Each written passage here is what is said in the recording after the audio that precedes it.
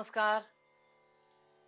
आज भाद्रपद शुद्ध चतुर्थी, गणेशोत्सवाला सुरुवात होतीये आणि घरोघरी गणपती आले आहेत.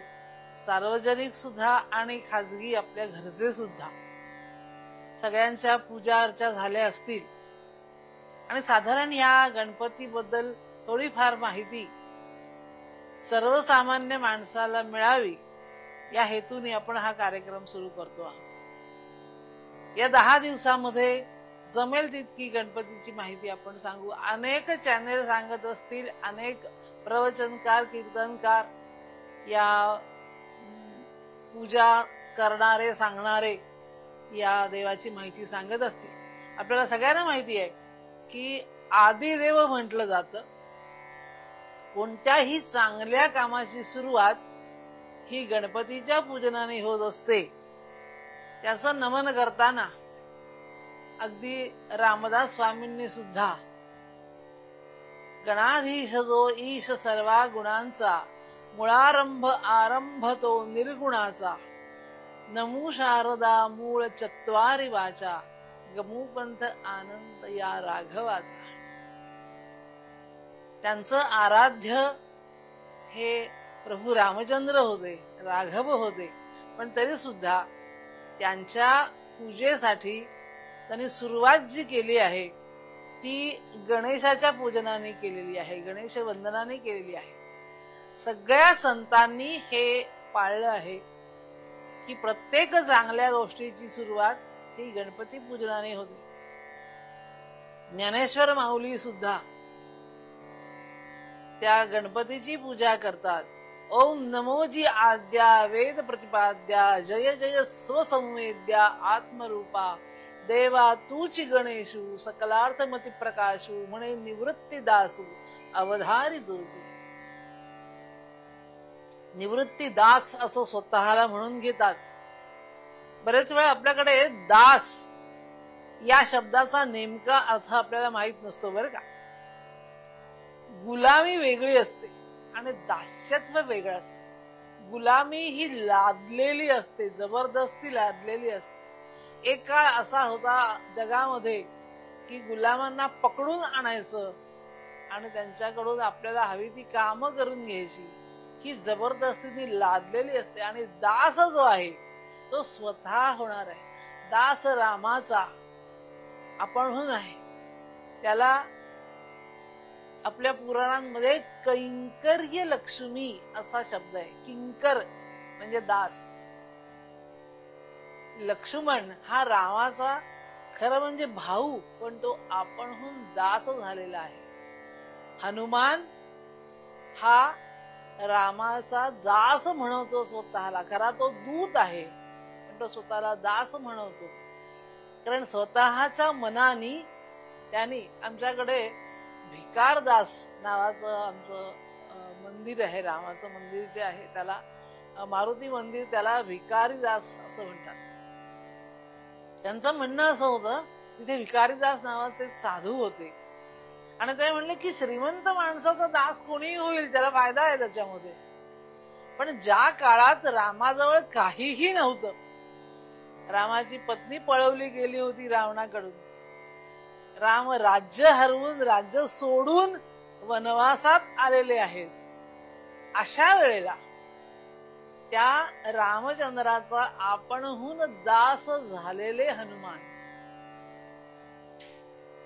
नाचे दास रामाचा हनुमंत दासे, नाचे नाम घेता मुखी राघवाचे. मनाने तो दास झालेला आहे.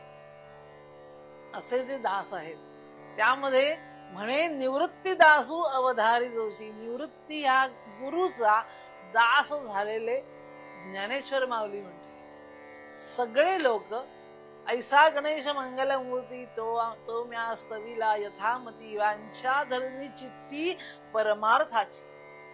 ज्याला परमार्थ हवा आहे त्यांनी गणपतीची पूजा करावी, गणपतीचं नाव घ्यावं असं अनेक संतांनी सांगितलं.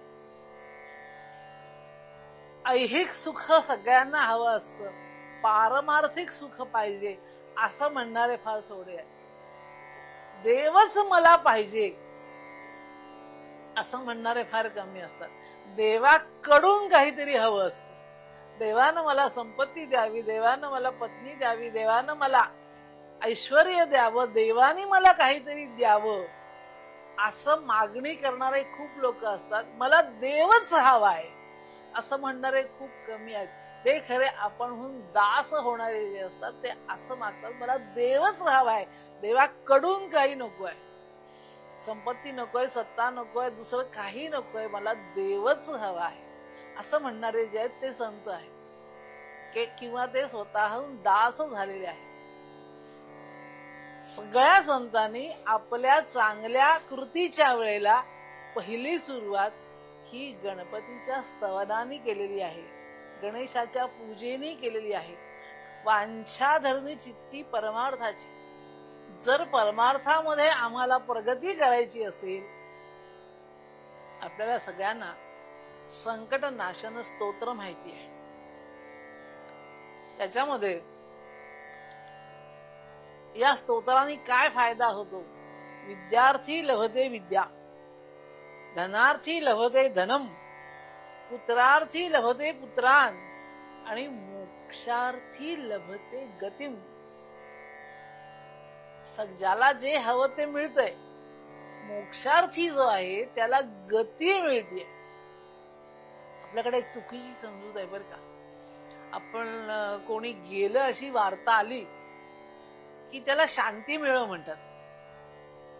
मे his soul rest in peace. त्याला शांती मिळव. आत्मा हे चैतन्य आहे, त्याला शांती कधी मिळत नाही. तो सतत प्रगतिशील असतो, सतत चलन असतं. त्याला सद्गती मिळावी असं आपल्या लोकांनी मागायचंय देवापुढे. आणि त्याच्यामध्ये भगवद्गीता सांगते की जो चांगला असेल, सत्वस्थ असेल, सत्वगुणी असेल, त्याला उत्तम गती मिळते. जो मध्यम मनुष्य असेल वागणारा, त्याला मध्यम गती मिळते.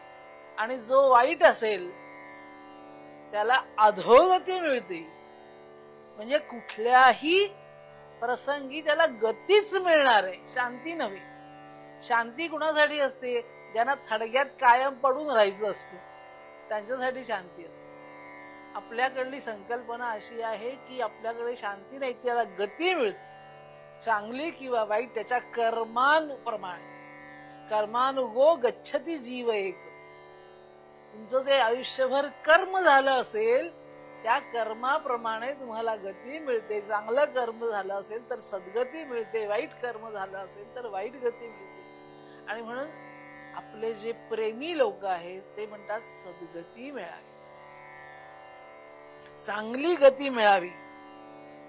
आणि ते कोणाच्या हातात आहे? तर ते गणपतीच्या हातामध्ये आहे. तो गती देणारा आहे. एवढंच नव्हे, तो परमार्थ देणारा आहे. आणि म्हणून परमार्थ ज्याला करायचा आहे त्याला सद्गती मिळावी, चांगल्या गतीला जावा. मोक्षार्थी लभते गतिम. अशा तऱ्हेची ही प्रार्थना आहे. आणि त्यामुळे आज गणपतीचं आगमन झालेलं आहे. त्या आगमनाच्या वेळेला सगळ्यांना त्यांच्या त्यांच्या कर्माप्रमाणे उत्तम गती मिळावी अशी आपण प्रार्थना करू. आणि आज थांबूया.